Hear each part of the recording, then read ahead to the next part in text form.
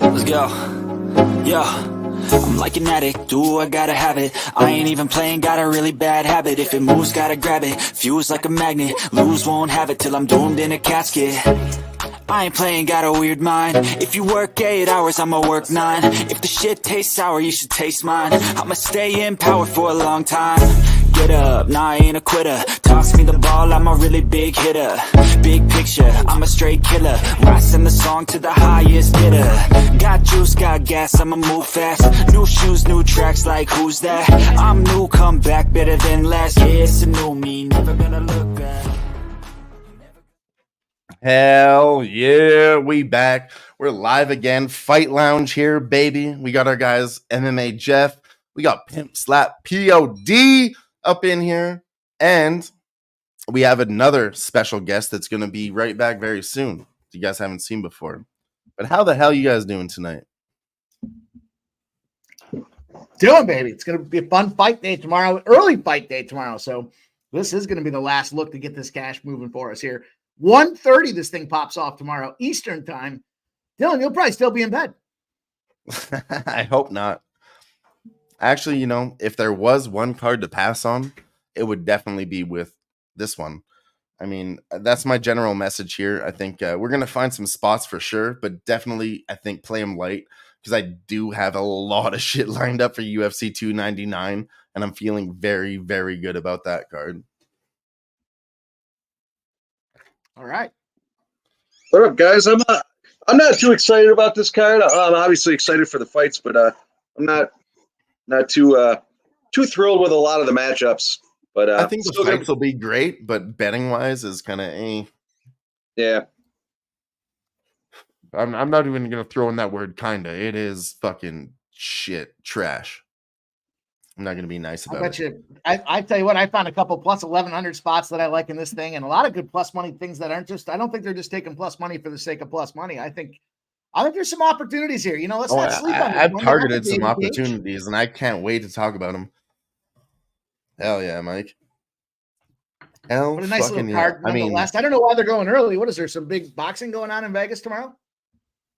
I don't understand the early start time either. It's just that the UFC Apex. I mean, I was wondering that myself.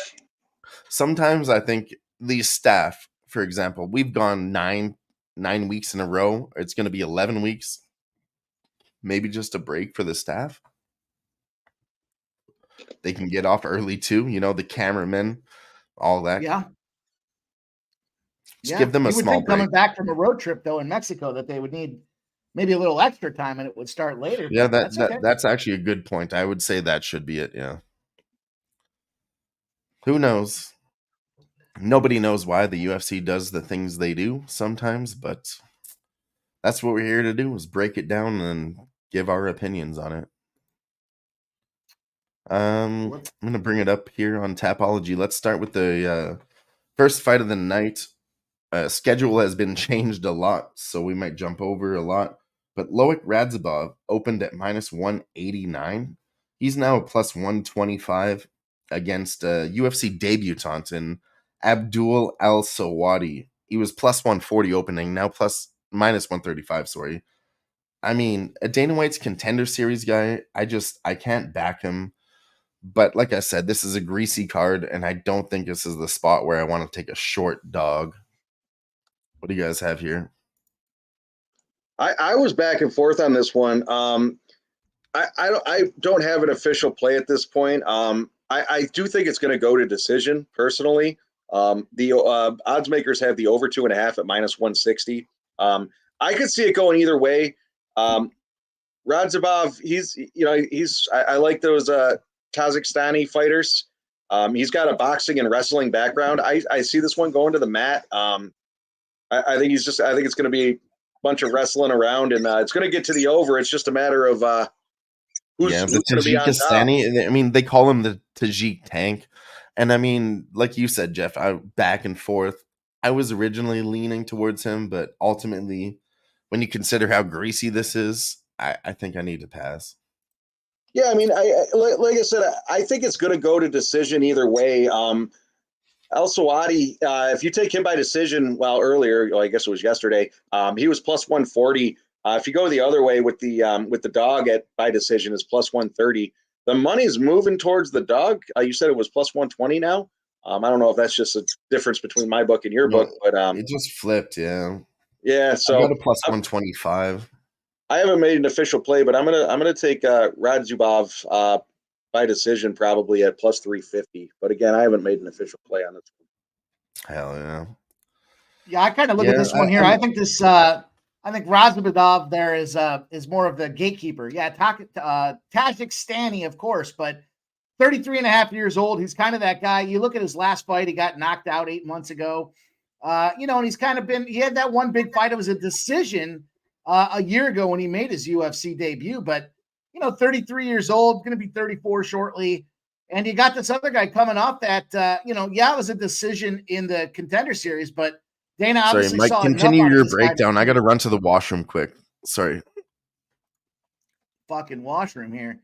I think Al Sawaldi's the guy, though, to get it done. You look at these two guys, as long as it doesn't get banged out in the first round, you look at how this thing goes here. I think it's a situation where the pride of Palestine goes out to get his feet wet in this one here, and they're going to probably slop it around a little bit. We know there's a Palestinian conflict taking place now, and there seems to always be. And I think in this one here, this is the opportunity for this guy here, the debutant coming out of the Dana White Contender Series. You look at the numbers, over 2.5 is highly juiced right now. The fight to go the distance, yes, is the favorite in that as well at minus 125. And I think we open this card up. I think the favorite gets it done. I think he's entering into this UFC thing here. And, when you look down at the numbers and the odds here for this guy to win this thing by decision, it's plus 175. I think the debutant makes his debut, goes decision, gets comfortable. This is just an opportunity for him to get his feet wet. Plus 170 for Abdul Karim Al-Selwadi to get the win here. Go Palestine.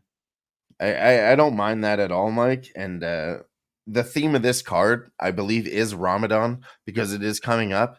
And they're going to want to get a lot of these guys fights before they have to go into that big fast.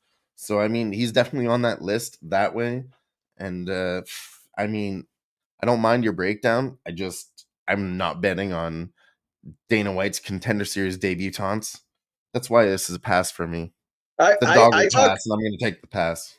I talk about that all the time, pretty much every week, Dylan. And as you know, it's a trend. With the amount of contracts he had given out, though, I think he gave out 6-7 contracts. There was 6 fights every week, and he gave out 6 or 7 contracts every week. So there are going to be some of these, that go the other way. I guess it all really depends on the fight, but I think Al-Shawadi's. I think he's a better. Well, I don't say a better fighter, but I like to Mike's point. I think he's an up and coming fighter, and I think he's got more promise. When I watched his Dana White's Contender Series fight, he was kind of losing, but then he came on late, which I really like. But what I didn't like is that he wore a lot of damage, and he seemed to be like that type of brawler. And I think this is gonna be a brawl. Like I said, I'd love to take the dog, but I can't take a debutante. And also, like we said, this is going to be a reoccurring theme is that it's a light card.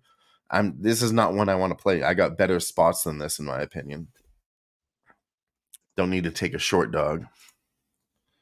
I hear you. But that being said, I guess we'll move on to the second fight. And let's see, it's Christian Leroy Duncan versus Claudio Ribeiro. I'm just going to be simple with this. I think the fight ends in round 2 or 3. I don't think it's Claudio Ribeiro. I'm doing Duncan 2-3. That's a big old hammer for me. I got Duncan by KO in round 1 or 2. Again, yesterday the line KO in round 1 was plus 200. KO in round 2 was plus 450. I started looking back at the tape, and I'll tell you, Ribeiro there, he's no bitch. I don't know if you watched any of he's tough. Tape. He's Brazilian. Let's be honest.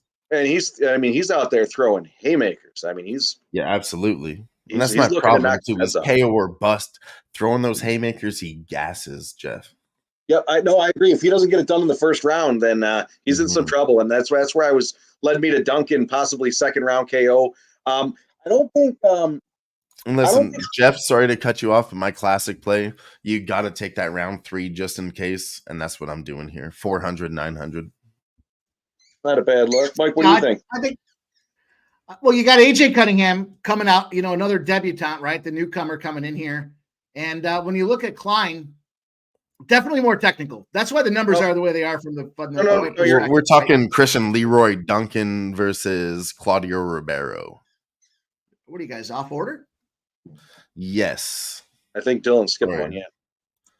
Like I said, this card has been moved around. Ludovic Klein was a late addition. So when I had wrote it down on Sunday, that was not in my order.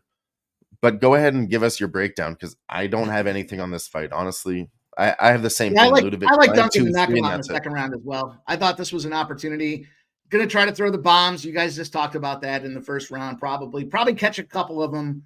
But when it comes down to it there, I think the second round's where the value lies in this one. The inside the distance is juiced to minus 150, even higher now in some spots. For me, when I look at this one here, it's Duncan at minus 320. It's a nice parlay piece, but I think you go for the swing here. I think you do a couple things here from the parlay perspective. You take a KO parlay. This guy definitely makes the KO parlay. I think you take a spot with the money line as a big favorite in a parlay, and then you put enough on there at plus 550 to win in the second round that you cover both the investments on your parlay. That way you're all upside. If this guy does get the job done and it doesn't get done in the second round, you're still rolling. You're incredibly on point with that. And it's pretty much the same breakdown. I'm glad you brought it up because I have the same breakdown for this same fight. I think it's Christian Leroy Duncan in round 2 because I'm very confident that Claudio Ribeiro gasses after round 1. And then in that next fight, I think it's the same thing, but I'm leaning more towards 2 and 3 because AJ Cunningham, he's tough, man. If you don't know AJ Cunningham, he's a cousin of Bryce Mitchell out of Arkansas there, where pretty much everybody is cousins or related or whatever. So it doesn't mean much. But what it does mean is that he thinks he's fucking tough. And I think he survives round 1, and then I think he gets fucked up later. So I'm on Ludovic Klein, and that's actually a bet from our guy Dabfather, who couldn't be here tonight. He wants to give out Ludovic Klein round 2 and round 3. That's from Dabfather. Me and him chatted. I agree with him, but he said that's a bet that I would like to tell the people. That's from me. So shout out to the Dabfather who couldn't be here tonight. That's from him. Ludovic Klein, round 2, round 3. And Mike agrees, and I agree. So let's fucking go, boys. I think we crossed streams there, boys. I mean, if there's anything else you guys want to cover on the other fights or a breakdown, let me know what you guys got. No, I'm I'm good. I'm actually I'm on Klein KO round 1. Round 1. I don't mind that at all either. Yeah, he was plus 140. The under is favored by the odds maker. Under 1.5 was minus 125 when I looked. He's got a lot of KO power. He's been known to KO. Yeah. I like Klein to finish in round 1. Klein to KO in round 1. I think those are some good spots, especially given the fact that his line was minus 1,050. I think it jumped to 1,200 or something. He opened at minus 900 and he's up to minus 1,000, minus 1,100, which I've seen. But I don't even have it on my books yet. Like they won't even give me a line. I don't even have props. Some of these fights were so jumbled around. They're doing so much fucking work. And it's the biggest mess I've ever seen from a book perspective. They hadn't put out props early enough, and they still don't have props out. They don't even know what to think. Mike, what do you think about that? I think you need to refresh your books. My shit's all tight right now. Maybe you guys in Canada are a little behind here, but if you look at it by the numbers. You're totally right, Mike. And my Canadian books, they try to look at your books and then readjust their numbers. So the fact that they're not doing it yet, what does that say to you? I want your opinion on that because I know you're a guy that looks at lines and you're very smart in that department. Well, I think as long as there's a line out there, you can start to calculate off of this one here, right? So, this line sitting where the number is, it's obviously way too high. You can't get involved with that. And that's probably why the books are slow to put some of those numbers out there. But,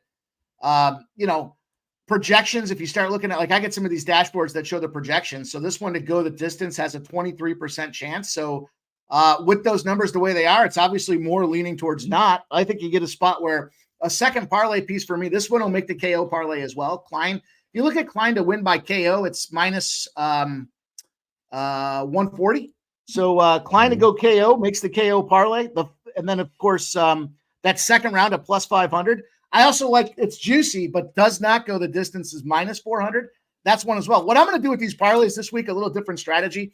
I'm earmarking a few of them that I want to have in the parlay 6, depending on the type of parlay I'm doing. And then I'm going to round robin them. So I'm going to try to do like some 3 and 4 laggers where I just start to bundle these guys together and come up with the best outcomes for them. So it's going to make that situation. The Klein to win by KO will get there and does not go the distance will be parlay pieces. And I'm going to sprinkle that second round knockout plus 500. Yeah. I mean, for me, Mike, it's something where I always do round 2 and round 3 because I've been burned before, but I feel very confident in this round 2. And I'm gonna switch it up. I'm gonna go round 1 and round 2 just in case. I don't think this goes to a third round. Yeah, because the under 1.5 is minus 140, and then the over 1.5 is plus 105. So clearly they're thinking it's going to happen before the end of the second round. And, I think that's right on there. If you miss that, if you're trying to conserve the bank, at least in my opinion, if you're trying to conserve the bankroll, forego that third round and sprinkle it into the first and second, because I think that's where they're showing. Now, if you lose that because it goes in the third round, well, then it was just a miss. But I think, in terms of where these numbers lie, and the fact that Klein is more technical than Cunningham to me is where the vulnerability absolutely. is there. That's what I was going to say. He's a fantastic kickboxer.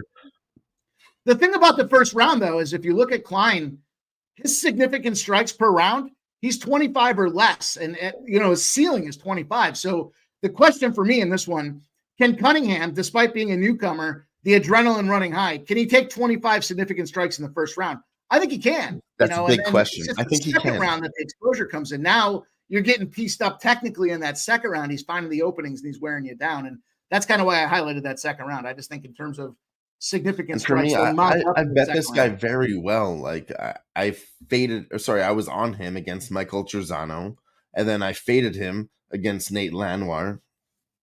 I bet on him against Nate Lanoir. And I was like, man, it was a close fight, but he got choked because he's a kickboxer. Now, I don't think this guy offers any submission threat. And then Devontae Smith, Mason Jones, those were easy wins for me. And then Ignacio Bahamondes, I mean, he's an up-and-comer, but he's very young. So I went ahead and I took Ludovit Klein. I've had a very good read on this guy. And I mean, short notice, AJ Cunningham, minus 1,100. What else do you do except for round 2, round 3? And like Mike said, parlay that inside the distance. I think that's it. Jeff, what are you thinking? I think that Cunningham's just he's outclassed in this one. Klein has significantly more experience, and Cunningham's regionally ranked at 15th out of the Southeast. I mean, he's regional and he's 15. And the regional scene in the Southeast is very, very weak, Jeff, as you know. Yep. I mean, these are guys that are training at their farm. Like, no joke. Bryce Mitchell is good, but he trains on his farm. And AJ Cunningham, he trains there too. I mean, there's nothing good going out in the Southeast there. Yeah, well, not to mention Cunningham got KO.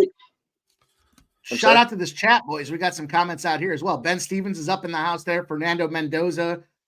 Fanatical Jim says Klein to win in round 1 KO plus 140. Sprinkle first 60-second finish of plus 650. Fanatical Jim thinks he's going to come out there and get all over him.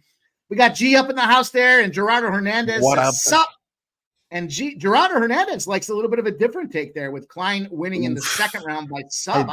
I love the balls, the cojones on Hernandez is incredible. I mean, round 2 is good enough, but if you want to slap the submission on there, I cannot blame you for that whatsoever. Fanatical Jim, what book do you have that you got the first 60 seconds? Because I got 3 different books and I haven't seen that. I like that though. I like that a lot, especially at plus 650 fit. Yeah, I love the fuck out of that. Let's roll on to this next one so I can tell you boys exactly why you're wrong. Let's roll out. I think we have spent a lot of time on this fight, but I think it's a good one to spend a little bit more time on. This next one, though, Mike, you said you wanted to start us off. Javid Basharat and Ayman Zahabi. Yeah, I mean, I'll come in and tell you boys why you're wrong, but if you want me to start it off, then that's okay. We'll put the bar out there, and then you boys can try to measure up to it, right? So let's go ahead. Look, I think, Basharat, I get it. The guy's definitely a stud and he's got the name and all this other stuff that kind of goes along with it.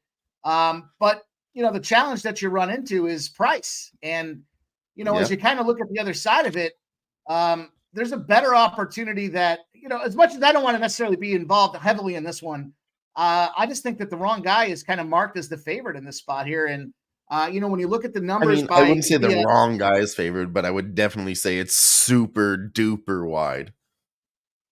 Yeah, because there's not that much that differentiates the two. We had an accidental groin kick there 4 months ago, so there's semi-short turnaround for this guy here. And then previous to that, though, what's he done besides submission? Obviously, the Contender Series is a little different. Then you go to the Zabi side there, KO. Yeah, he had a decision, but he's a KO artist out there. So now you're telling me, and shame on you, Dylan. This guy's from your native land in Canada here. I mean, let's go, Canada. Look, Mike, we talked about this before. He fights out of Montreal, Quebec, which is a separatist province, and they don't claim Canada.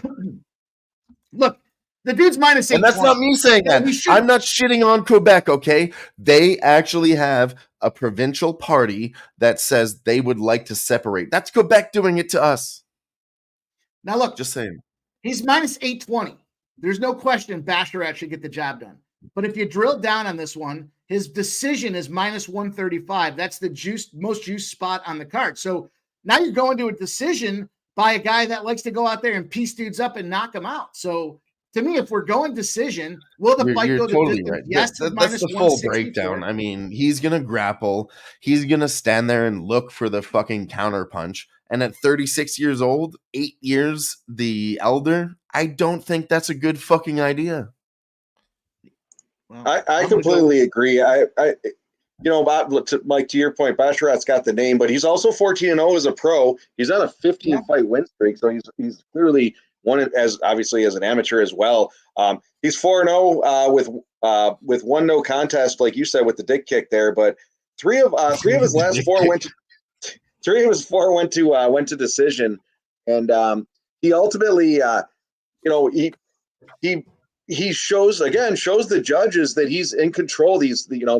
During the fight, to your point, the minus one. I like Basharat by decision minus 130. Yeah. I almost could see, because he's such a big favorite. I could see him actually knocking him out, but taking him out early, whether it's by submission. I almost like the under in this one, but I ended up on Basharat by decision at minus 130. I think that's the smartest way to play at minus 900. I mean, I definitely agree. I lean towards the decision, but I mean, all I'm going to do is something really ridiculous. I'm doing a chalk soup parlay this week.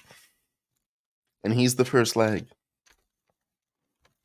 Oh, shit. Shout out Jimmy Gomez in the house there. Jimmy G, baby. We got Gerardo Hernandez's Basharat by decision and a parlay piece. Look, there's no question he should get the job done.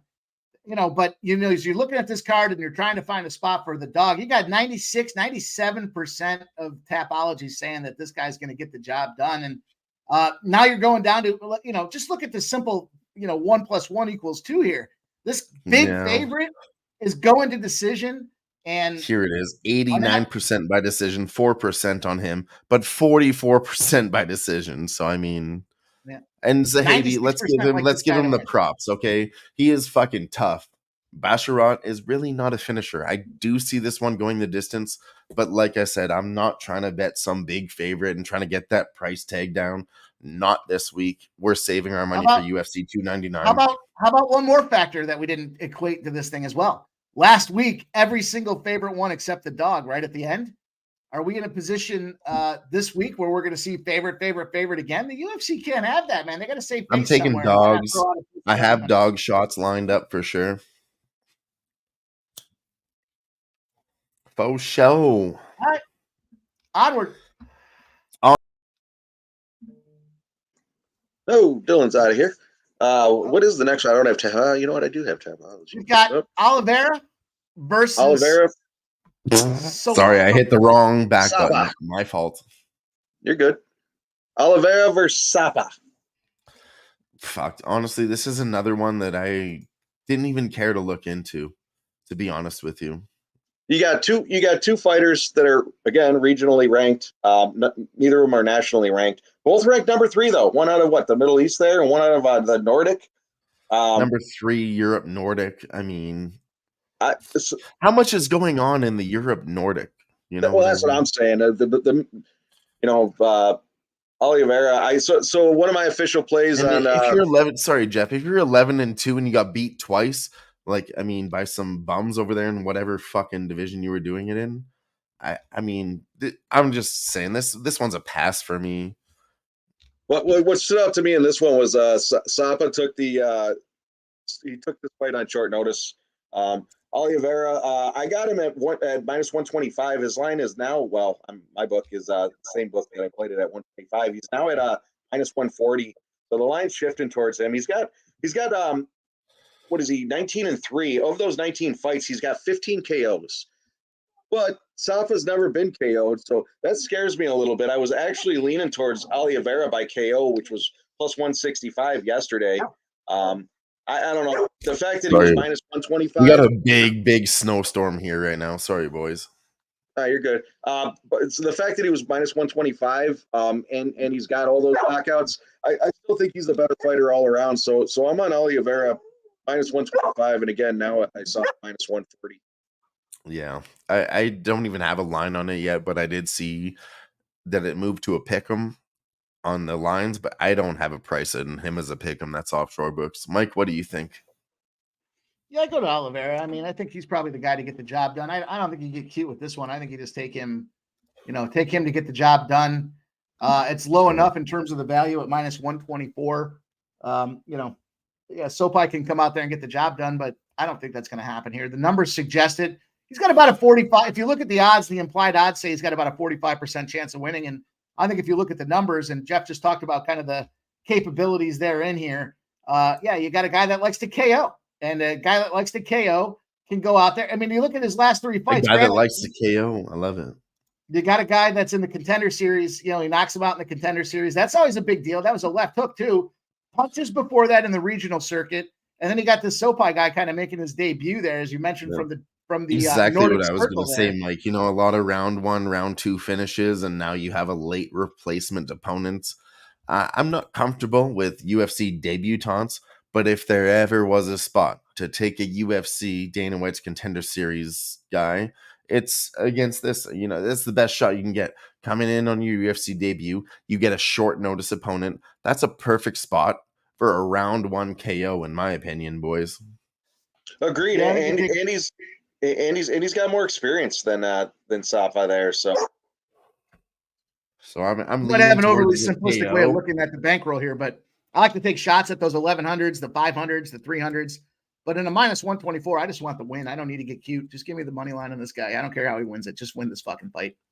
agreed. Yeah, I would have to agree with that. If we're going with the theme that it's a greasy card and you shouldn't push it, I would tend to agree with Mike and make the smart decision. Just take that minus 125, get that money, roll into UFC 299. And if you guys don't have anything left than that, I think it's a perfect segue to go to the next fight. Rolling in right along, Eric Anders versus Jamie Pickett.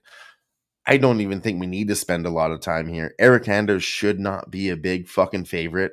Jamie Pickett does fucking suck. He's encroaching the 500 club, but so is Eric Anders. He's only a few fights behind Jamie Pickett, and he's a minus 400 favorite. I mean, this is an absolute pass. Don't put him on the parlays. Don't even try to get cute. Literally, this is the pass of the fucking card, in my opinion. I actually gave one of my official plays was Anders by decision in this one. I think that's how it goes, but man, with this greasy card, there's no reason to play this one. Eric Anders should not have jumped up fucking 150 points. He's a bigger favorite than Muhammad Mahayev. That's just disgusting, in my opinion. I got Anders by decision at plus 110. So as you had mentioned, they're both fucking terrible. I say terrible. They're both horrible in the UFC. They've got pretty good amateur records, but his name there? Anders. He jumped back to Fury and did a grappling event, and Yeah. and he ended up winning. So I think that might be a confidence booster for him. But Plus the that fact, was fucking what's his name? The brothers keeper, Kyle Dawkins. So he knocked out Kyle Dawkins, and Kyle Dawkins said, I want a rematch. UFC said, we're not rematching us. So he's like, well, then grapple me because I'll beat you in grappling, even though you KO'd me. He beat him there twice. So yeah, he's a good grappler, and I agree. Maybe decision here, but so like, so man, so super Dylan, pass. Super so pass. Dylan, what led me to that though is Pickett's got a 5-inch reach advantage, so he's going to try to be swinging, Right. and as we know, he's not very good.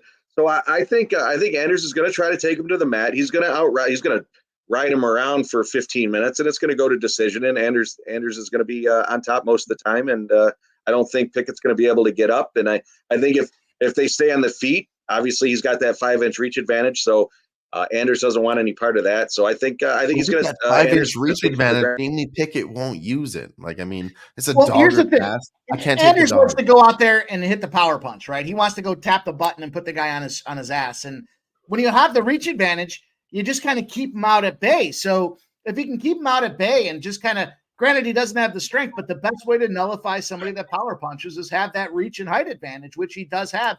And then if it does go to decision, 8 of Anders' professional losses have come by decision. So, you look at this thing. If it goes to decision, Pickett's live at plus 750. Now, you could get cute with it, and you could go out there and you could do, to Jeff's point there about going decision.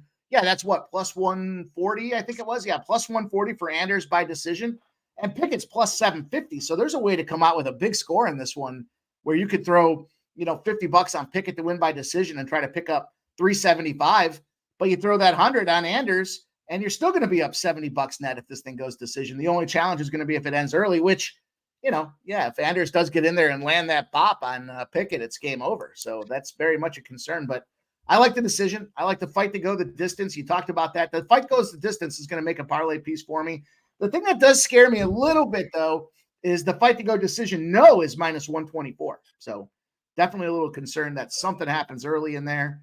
But I do like this. Man. I'm telling you, I can't trust Jamie Pickett to go the distance, Mike. There you go, G.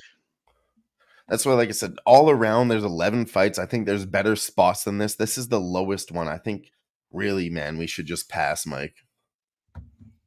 There's no reason to place a bet. I feel like I'd be forcing a bet. Split decision maybe is, I mean, I love to get greasy, but I just, like I said, I don't think we need to do it on this card. Keep it tight. UFC 299, I'm fucking very confident in, Mike. I think they have a lot of mismatches, a lot of money on that next card. So I'm really trying to keep it tight here, and I'm trying to stick to my guns. You know what I mean, Jelly Bean? Yeah, I mean, hey, we can agree to disagree.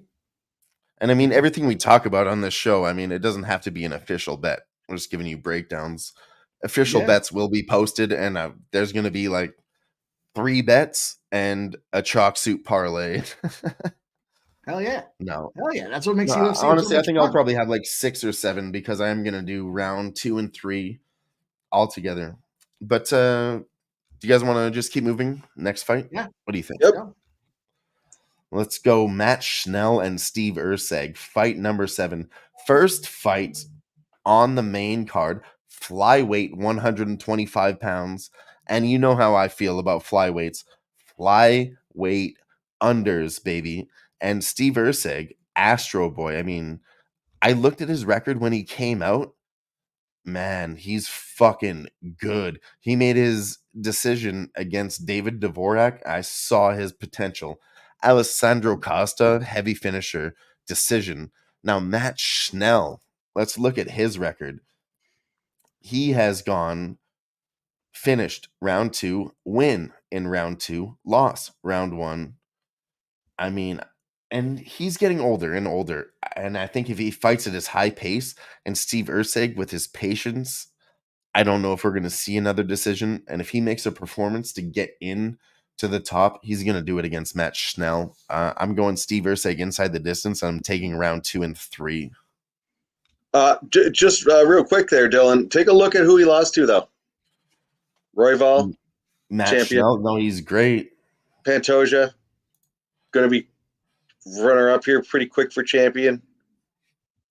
Bigelow. Brandon Royval His losses aren't against bitches. I get it, but you look at his canceled fights too, like Yep, a lot of them. lot. Okay, Lot of and them. just when he fights him, he loses, and that Sumaderji fight, I mean, just not good. Sumaderji's not a good opponent. Sure, he beat him, but I just don't see it.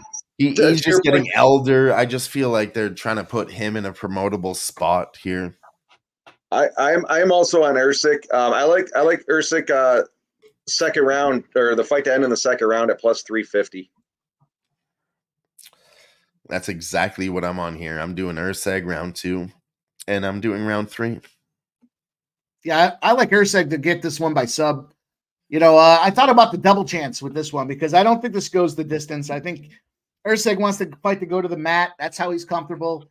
Schnell's a fucking wild man. He'll throw punches. He'll try to do anything. He doesn't really have the technical element of the game isn't as sharp as it could be. And Urseg wants to go to the mat. I think it's a spot where you look at the double chance for Urseg at KO or sub is minus 150, the most juice spot on the card. So, Yeah, you yes, look at the fight. I'm talking best bet, Mike. Steve Urseg inside the distance, both KO and sub. Because I disagree with you. I think he gets the KO, and if we're both on the other side, I think the minus 150 is the better. Because you could be right. Matt Schnell, he loves to take it to ground, push that big pace.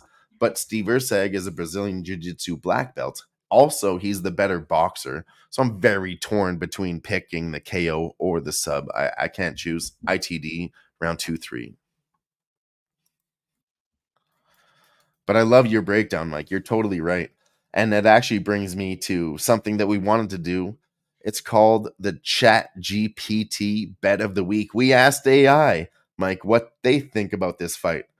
I asked, what do you think will be the method of victory for Steve Urseg? And said, very patient striker puts the pressure on in round 1. Matt Schnell will come across with his pressure too. And in round 1, they might feel each other out or put on the pressure.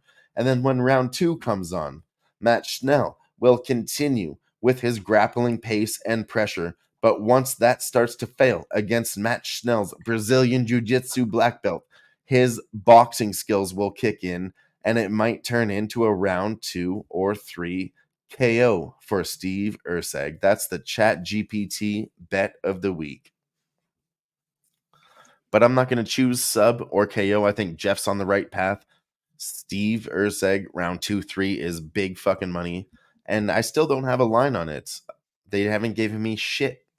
Like I said, my shit book gave me a round 2 at plus 350. I didn't look into round 3. I don't think it's going to go that long personally, but I just understand take why you both play it. because round 3 plays more, just have I get to. it. I've been burned so many times. I either pick round 1 and 2 or 2 and 3. That's the way you have to do it. If you're choosing inside the distance, you have to narrow it down to 2 rounds, in my opinion.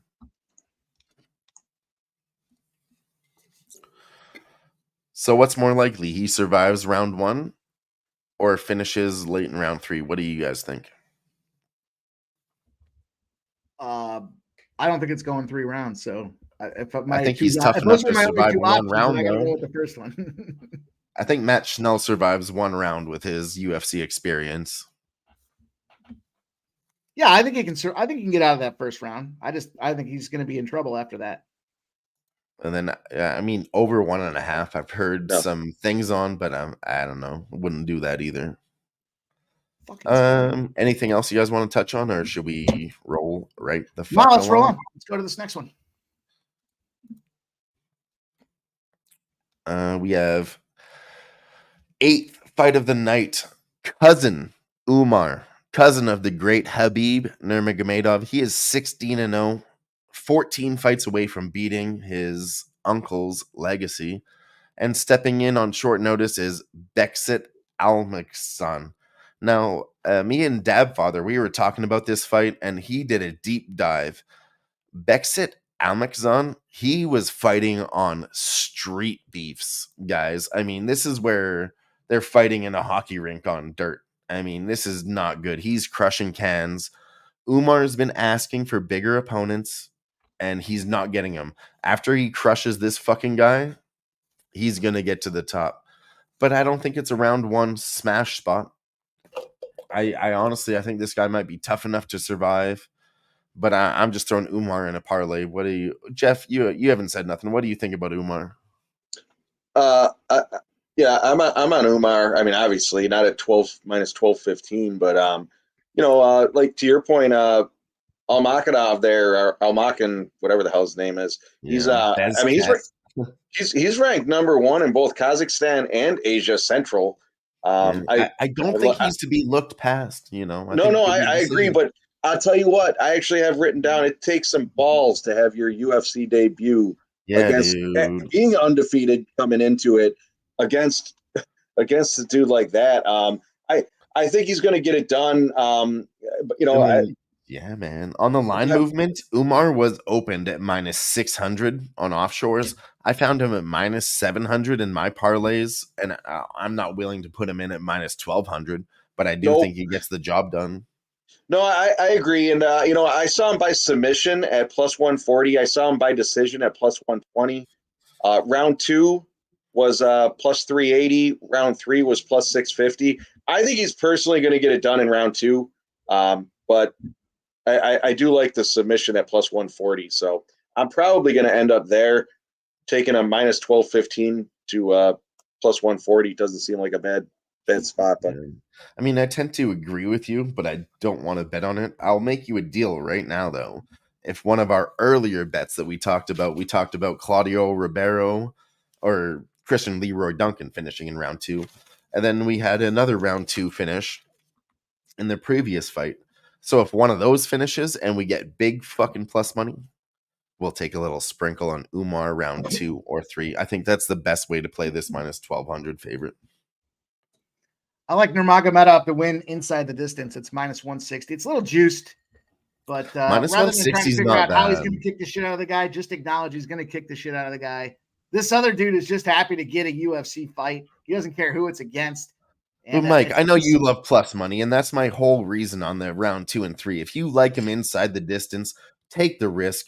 Fade the round one. It's like horse racing. You know Fade what the else I big like more fucking than plus favorite money, though, and Dylan? take the plus 800 and the plus 1200 on round 2 and 3 when everybody says it can't be done. You know what I mean? What I like better than plus money is money. So give me that minus 160. I think this guy pieces this fucker up. I think it's going to be a bad spot for this dude.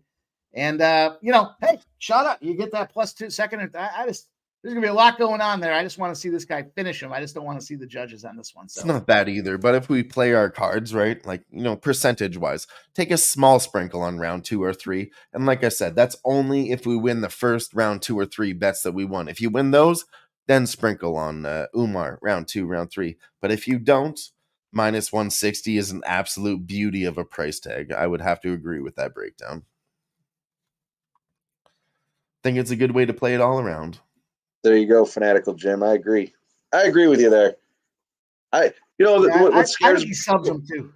What scares me is the other guy. He hasn't been finished either, but he also hasn't fought the pro level competition that Umar's fought. So I do think Umar obviously is the better fighter, but yeah, I could certainly see a submission. Jesus Christ, G, don't cash out, man. I never say this. I never said this once before on the show. Don't put enders, even in a small parlay, G. Save your money for next week. I've been saying that all fucking night. Shit. Damon Santori here with us, the Who-Bangin fam. Heard Pickett, and all I could do is this one punch. Damon Santori loves those big long shots. Let's go. Fanatical Jim Pickett has also been nut punched KO'd and had to fight at catchweight twice because his opponents came in fat the last 4 fights. Only clean one was Bo Nickel.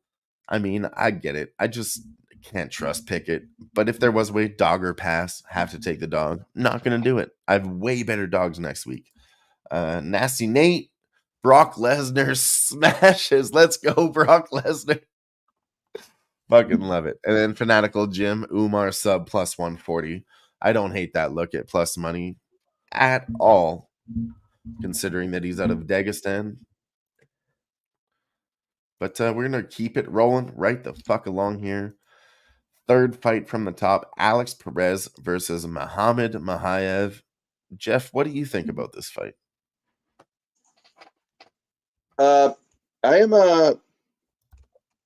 well, I mean, I like Mahayev in this one. I've got a whole bunch of things written down for it, but I like Mahayev by decision in this one. I actually didn't have numbers on it. I mean, Mahayev was minus 350 to start. He's minus 345 now, but I didn't have any of the prop numbers when I was taking a look. But like I said, I like Mahayev by decision on this one. Points plus 210. That's not a bad look. Yeah, there you go. Yeah, again, I didn't have those when I was looking these up. I honestly, props came out so late. I looked at them today when I got off of work. This is about 5 hours ago, and they still weren't there, but half of them are there. Well, so Mahayev, he's 10-0 as a pro, and he's out of Kazakhstan. He's 5-0 in the UFC. He's got 1 KO, 6 submissions, and 3 decisions. He's actually amateur and pro, Jeff. He's like 35-0. It's disgusting. Yeah, I was just going back. Yeah. He's so Perez isn't he's a tough fighter. He's a lot older. He's got what 8-9 years. Actually, I want to bring up his record while we talk about it because I think it's very important to look at Alex Perez's record when we talk about this fight. So I like Mahayev by decision. I don't think that I don't think he's going to put Perez out or anything along those lines. But again, for a plus money play, I think that's the way to go in this one. I think he's going to take him to the mat, ride him like all the Kazakhstani guys do, and he's going to be on top the whole time. He's going to literally, when you look at UFC records and you cat fights like I do, you don't see shit like this. It's very rare. I mean, canceled a win. Canceled win, canceled loss, canceled loss. The thing I think the thing he was overshadowing here is fucking Perez has had 10 straight fights canceled, whether it be health or weight misses. How was I shadowing that? I just fucking screamed it out and put it on the screen. So the reality is, how can you even be fight conditioned if you constantly get your fucking fights canceled day week in? This is my opinion, Mike. I think UFC is filling him in. This is obviously the last fight on his contract, but the contract has to be fulfilled. You can't keep canceling I mean, if you look at the fight, so a parlay piece for me will be Mahayev not to go the distance. But if you're going to take a shot under 1.5, why not take a look here? We're talking about going for some bombs here. You look at this guy that look at his wins and his losses, Mike. Even though he had all these canceled fights, you have a loss round 1, loss round 1, win round 1, win round 1. I mean, this fight is ending in round fucking 1, dude. I think what happens is you start getting touched up a little bit. Now you're sucking big air and you're not conditioned because you haven't done a fight that's gone, 10 straight fights here.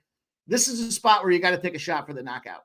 The KO is plus 500. Mike, under 2.5 rounds is minus 125. You know why? Because they're fucking flyweights, and they say flyweights can't get it done. Under 2.5 rounds, you get fucking 12.5 minutes? Muhammad Mahayev also has finished a lot of his fights in round 3, where Alex Perez typically gets finished or wins in round 1. Under 2.5 at minus 125 is the absolute fucking unload, the responsible clip of the week, I like the KO at plus 1100. I like the fight to end by knockout, but you're not wrong about any of that. But the safest play is under 2.5 at minus 125. And I am going to be pressing it too. I'm taking Muhammad Mahayev round 1 at plus 210. I'm taking round 2 at plus 350. And I'm going to go ahead and take his inside the distance. Yeah, but what's the psyche of a guy that's had 10 fights canceled? He's not going to try to go to the ground. He's going to try to stand up.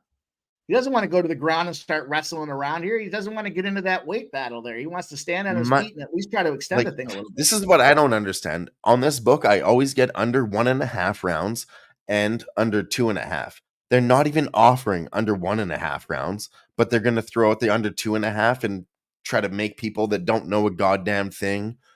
I don't get it. And for that reason, I think the books are wrong. Every time I look at it, I'm like, I tried to look. I don't understand it. You're fucked. They're saying he is that good and he's going to come back. He is a good fighter, Alex Perez. But man, is he going to come back and look like himself again after every time when everybody said that before? I mean, fuck that shit. I'm not hearing it for a fourth fucking time. And if I'm wrong and he knocks this 23-year-old out, so be it.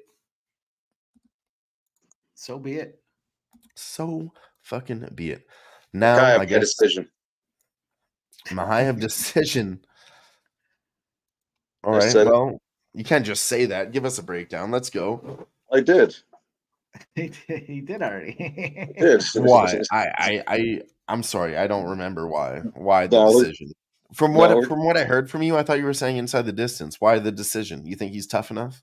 No, I think that Perez is he doesn't want to get touched up. I think I think the Dagestani fighter is going to jump on his back and ride him around. I think he's gonna take this to the mat. I don't think he's gonna put him down. So I don't know. I like him. I like him at well, again, I didn't have a line at that point. You gave me the line actually.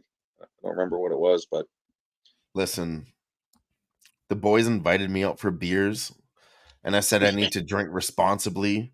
And then they bought me shots at the bar, so I apologize. I'm no, you're all good. probably the drunkest I've ever been on the Fight Lounge tonight. Nice. We're pouring cocktails, Mike. Let's go, baby. Real men drink Fucking roll. cocktails. But yeah, man, honestly, I just think Muhammad Mahayev smashes. When it opened at minus 260, I was considering doing something that I don't ever fucking do. I mean, when you look at this guy's record, I just think it fucking... The UFC is trying to get rid of this guy, and they're trying to promote Muhammad Mahayev. And like I said before, Ramadan is up on the week, and the only guys that they're going to favor to give that advantage to before Ramadan is guys that they want to move forward. You're not going to help them in your company if you don't think that they're a valuable employee. You know what I mean? So, and for that reason, I think Alex Perez is on the opposite side and Muhammad is on the positive side. And for me, it's that easy. And I think it's actually under 1.5 rounds is what I wrote down when I broke down this fight, but I can't find it. They won't give me under 1.5. Yeah, So Perez, Muhammad round 1, round 2, and under 2.5 at minus 125 is sick. Perez, he's got 5 KOs, 7 submissions, but 12 fights have by decision. 12 fights have been by decision. So again, he's tough enough to withstand it, and I think that I think it's going to go to the mat again, especially because of the Dagestani style of fighting. I don't know. Again, that's what kind of led me to the over, or the well, not the over, but the decision. The odds makers did shift the line towards the under, though, so it's heading in your favor. I am on the decision, though. Okay. You want to roll to the next? Yeah, sorry. I just trying to deal with a text message. I thought Oh, you're all good. Something that I did not do, apparently. So we got Vitor Petrino and Tyson Pedro coming up. I'll tell you right off the gate. I'm on. This was actually one of the official plays I had given out on last call. Thanks for holding it down, Jeff. Yeah, no My problem. internet's so bad, man. It's storming outside. It just picked up. I'm fucking rolling on a whim here. I'm on Petrino by KO was one of my official plays on last call this evening. Plus 165. Pedro's 10-4. He's got 5 KOs, 5 submissions. He's 6-4 in the UFC. One of those losses came by TKO, the other one by submission. He's lost also 2 by decision. He's had a tough stretch since he's been in the UFC, though. He's been win 1, lose 1, win 1, lose 1. So he's been back and forth. All 5 of his KOs and submissions have been in round 1. So if Pedro is going to win this one, it's going to be early. I don't personally see that happening. He's 10-0 as a pro, and he's 3-0 in the UFC. 7 of those wins have been by KO, and 4 of those 7 wins have been in the first round. I think Petrino's a better fighter. Pedro's style, he seems to start out slow, but he's more labored in his movements, in my opinion. Just looking back at the tape. I'm on, like I said, I'm on Petrino. I think he's going to knock him out. I don't necessarily like a round per se, but I do think these light heavyweights are going to get at it. I think it's probably going to be a little bit of a slow start, just because neither of them want to test their chins too early. I totally agree with you. I mean, I was on Tyson Pedro at the beginning of the week. I was like, plus 200. Let me look into this. First thought, you got to take Tyson Pedro. And I was like, Ike Villanueva, who he's fighting in a league you guys have never heard of now, and he's actually the champion. And now Harry Hunsucker, round 1. Harry Hunsucker, the worst the UFC has ever fucking had. And then he lost to Modestas Bakauskas. And that was just, I was on him there. And I'm like, dude, you lost to him. This is a guy that was in and out of the UFC. He's very middling. Not only is he a fucking bodyguard for how far you're going to go, he's a bodyguard for, are you even going to get to the fucking UFC?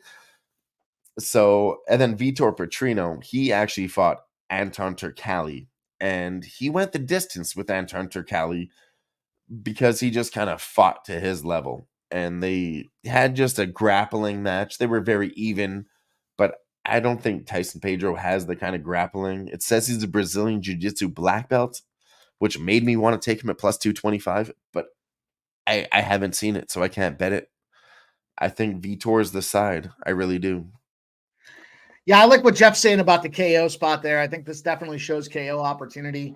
When you look at these guys kind of by the numbers there, Petrino's 4-0, 2 finishes in the second round, 1 in the third round, and then a judge's decision. So definitely goes deep. And Pedro, 10-4, 10 wins in the first round, but he's 0-3 outside of that first round. So I like the KO aspect here, and this is where I think there's value on these guys here. Petrino in the second round at plus 430. Petrino in the third round, plus 850. I don't think we see it go in the scorecard here. And I think there's opportunity if you're going to go KO. Petrino in the second round, 700. Petrino in the third round, 1,200. So, again, I think this is a spot where you look at it, you look at the numbers. The KO for the fight to end is plus 105. We know that dickhead here, Tyson Pedro, has the opportunity to knock him out in the first round. But after it goes first round, it's lights out. So you take Pedro by knockout in the first round. You take the Pedro by knockout at plus 650. Petrino 700 in the second round. Petrino 1,200 in the third round. You're plus money anyway around it, but I like Petrino to knock his ass out. I think it is. I agree, and that's a plus money play as well. And then you start, you think about it. You throw maybe a unit on that, and a half a unit on the second and third round or whatever those 2 you were just mentioned, and then maybe even a quarter unit on Pedro in the first KO. There's definitely ways. The fact that Pedro's 0-3 outside of the first round is definitely a red flag for him. And can he survive and go the distance? I don't think so. I think it's going to be a situation. I don't think so either.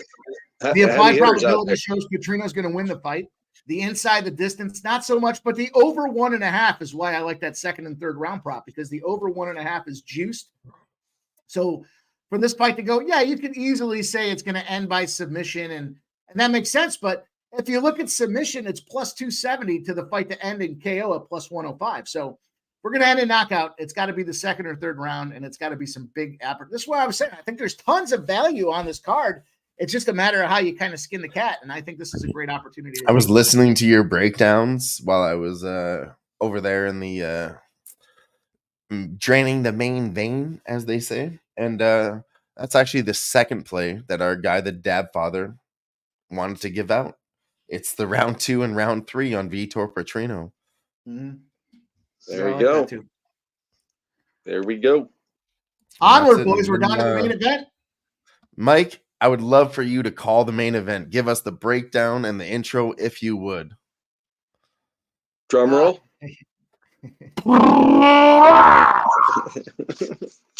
We've got Rosenstruck versus Gasayev, right? Here's a big opportunity. It's heavyweights in the baby cage. It couldn't be any more fun than watching I love how you called it the baby cage. It's absolutely ready to roll here. And we have Rosenstruck by submission loss just 9 months ago. So his first entry back into the cage. The thing about this guy, though, if you kind of look, his fights are all over the place. He won by knockout almost 3 years ago. He loses in decision. He gets his ass knocked out by Volk. Of course, there's a big deal for Volk. Then he goes out and knocks out Duke Dawkins there. We have to say, what was his name? Not Volkanovski. But it's not Volk. Yeah, it's Volkanovski. Help me out here. Volkov, sorry. Volkov. Yeah, what did I say? Volkanovski. Yeah, it's Volk. I call him Volk. Fuck him. Regardless. We got a guy on the other side, though, that loves to finish. And I think here's where you have to go to Gasayev. Yeah, you know what? He's going to make the favorites parlay Gasayev at minus 180. I think the dogs come early in this one. And I think it goes back as we get to the main card, it goes back to favorites here. Just simply playing the old UFC chess match. Big favorites the entire last card, all the way up. Now they're going to have a couple dogs early to make people feel good, only to switch back to the main event where things get serious. And then we look at these boys rolling. And, I like the way this one rolls out to be another situation where I think it's an early spot. Fight goes the distance. No, is minus 1450. It's clearly juiced to fuck here. And I think it's the first or second round for Gasayev here. I think he's got the opportunity to knock this guy out. The KO is plus 155. Anything else is just not juiced. So we look at first round. Fucking shit. I'm going to go get a beer because we got things to talk about after this, Mike. When we get Gasayev to KO in the first or second round, it's plus 230. Gasayev to KO in the first, second, or third rounds, plus 195. I don't think there's much more to look at beyond that. I think it's an opportunity where he's going to piece this dude up. And, when you look at kind of how they fight, they always talk about styles making fights. The thing I don't like about the other side of things with Rosenstruck is, he's a quick finish guy, but he gets knocked out. So it's kind of a situation where you got a guy that should use some wrestling to slow him down in Gasayev. But at the end of the day, I think cardio is going to be a big factor for him. And I do think Rosenstruck. Do you mind if I make a point before I lose my train of thought? Please. I don't think that Jairzinho Rosenstrike is the guy that, gasses. He just waits around too long for a counter strike. He's maybe too patient of a fighter. He's been in some boring fights. Like you look at Derek Lewis and Francis Ngannou. They both looked at each other until one person found the counter strike. They played a dirty, dirty game of chess. The problem is we got big boys in a small cage, and that equals knockouts. So. And that leans me towards the proven KO artist with a death touch as an underdog in Jairzinho Rosenstrike. If Shamil Gaziev can't get the fucking takedowns going in the small cage, and he's sitting there gassed, standing in front of a kickboxer and Biggie Boy, he's going to get knocked the fuck out. And on top of that, Biggie Boy traditionally has come back really, really well after losses, getting knocked out. He comes back angry, comes back fired up, he does. And have you seen the weigh-ins yet? He fucking used to have a little bit of a gut on him at heavyweight. He's looking a little bit fit. So I'm taking Biggie Boy at plus 125. But wait, it moved up to plus 150. So we're on Biggie Boy, Jairzinho Rosenstrike. Yeah, but remember, everybody said that Gasayev had no chance against Martin Buday. Martin Buday sucks. He's not at the level of Jairzinho Rosenstrike. That is Jairzinho is like a tier 1 fighter, and Martin Buday is like mid-level tier 3. Yeah, but Rosen. So I'm. I guess to throw my 2 cents in, I'm on Gaziev by KO at plus 130. I think the fight might end in round 1 at minus 125. Just again, the Mike's point, the baby cage. Rosenstrike, he's 7-5 in the UFC. That's not that impressive to me. He is coming off his last loss was a submission. He only lost to killers, Jeff. Gazayev's won 8. He got knocked out by Francis Ngannou, fucking Derek Lewis. I mean, come on. Are you calling? There's a reason that they have. I'm calling Gasayev a bitch. 1.5 rounds. I am. He's moving up 14-0. Here's his shiny ass record. Who the fuck has he beat, Jeff? Let me just say this. I got Gasayev at minus 155, and he was now up to minus 210. So I got him at a good spot. I'm not suggesting taking him at minus 210, but like I said, I'm on Gasayev by KO at plus 130. I mean, I think the fight ends by KO. I don't mind that. Because I just think when people look at this, they're going to see Gaziev, ends names in EV, and he is not a fucking wrestler. He is not that guy that everybody thinks that he is. On top of that, they're going to stand and bang, and they're in the baby cage. They're going to stand and bang in the baby cage. That fucking leans towards him. They have a 78-inch reach advantage, respectively. Yeah, but your boy Rosie, Rosie starts out 10-0 in his career, but lost 5 of 8 of his last fights there, and 2 of them by knockout, and both of them. I want to make some points. Yeah, he got lost, but look, he lost to Jailton Almeida. Number 1 contender is Jailton Almeida. Alexander Volkov round 1. He is not to be joked with. Huge reach there. Curtis Blades, Cyril Gahn, Francis Ngannou. Now, when you go look at the other side, Shamil Gaziev, who the fuck has he got? And I mean, I agree. Maybe he's that good. But Martin what do all Day, those he green didn't boxes even with look that W's mean? good. What do all those green boxes with W's mean? I think they mean W's, winning. They mean fucking victories. They should I be get it. B's. And no, I totally understand that. When you compare it like this, Keep scrolling. the greens look good, okay? The greens look good, and then you What go do to those the red red. ones mean? But What do then those you reds mean? consider the information and you look at the names here. Look, yeah, he's got greens You on know his damn well record. I looked at But the what information. are the names? Greg Velasco, Darko Stosic, Davil Pelidko, and then what? Aries FC, fucking Pro FC, and that's all you had. And look at their records on the other side. Fucking, he beat what 1-0 over a 0-0 fighter, 1-1, 0-0, 1-1, 2-0, 0-0. Oh, he beat a 13-1, but that was in Pro FC anniversary. That guy was probably in his retirement fight.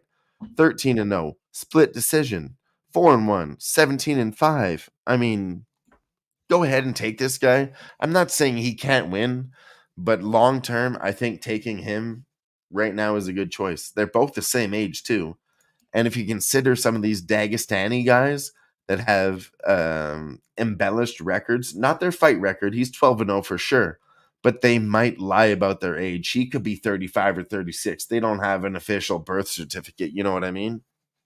Lots of guys from Dagestani have done that.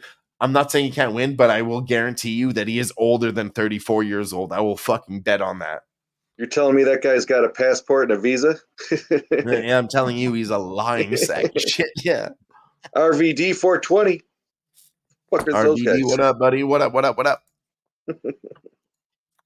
But I mean, yeah, that's about it. I'm going to go against Mike and Jeff, the bros, and I'm taking underdog.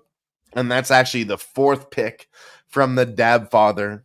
He's on Yarzinho, Biggie Boy, Rosenstrike too. Oh boy. So head to head here, 2-2. Let's go. We can't always agree.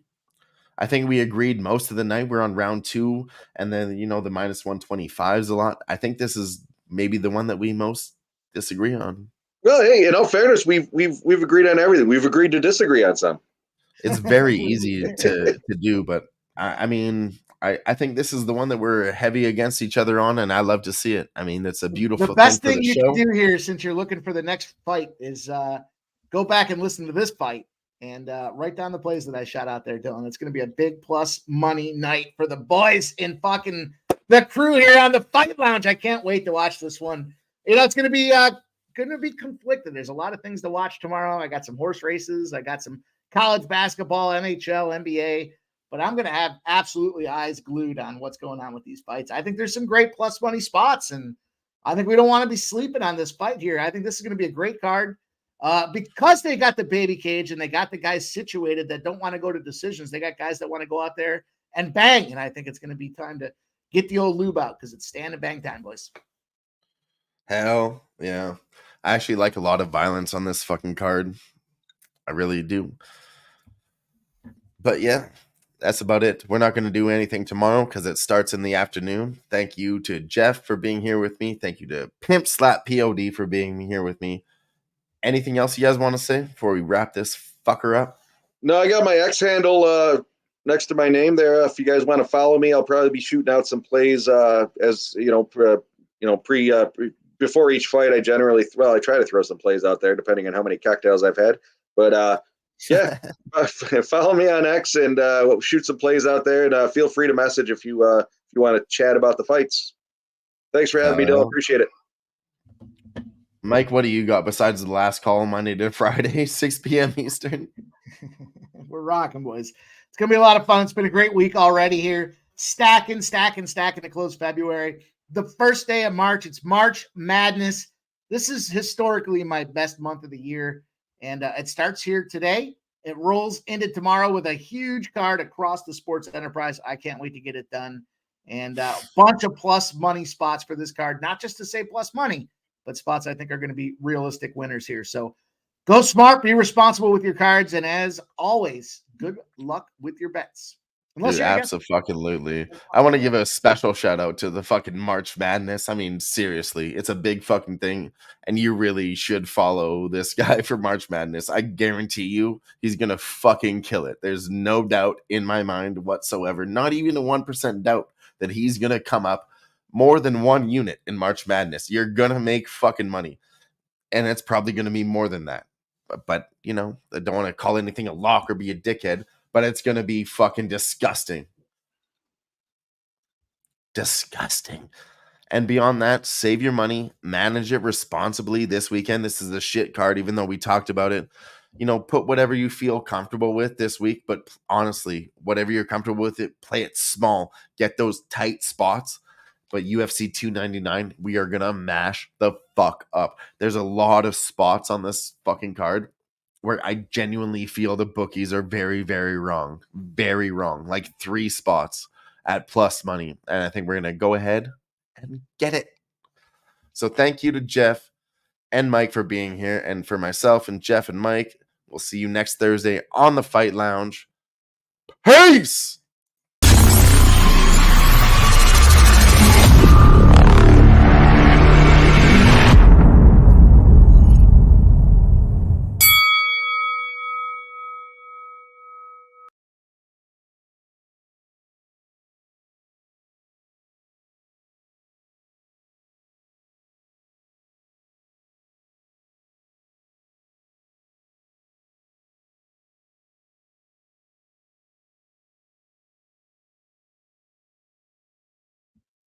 All right, boys. Good.